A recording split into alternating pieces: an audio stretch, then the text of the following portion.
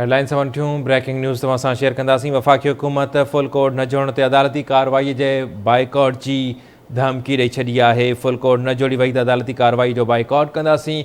वफ़ाक़ी घरू वज़ीर आज़म नज़ीर तारड़ ऐं वफ़ाक़ी वज़ीर माज़रत सां नाज़रीन राणा सनावला क़ानून वारे वज़ीर आज़म नज़ीर तारड़ सां गॾु प्रेस कॉन्फ्रेंस कई आहे।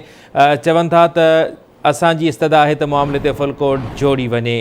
फुल कोड जोड़ी न वई त अदालती कार्रवाई जो बाइकॉट कंदासीं। वफ़ाक़ी हुकूमत फुल कोड न जोड़ण ते अदालती कार्रवाई जे बाइकॉट जी धमकी ॾेई छॾी आहे।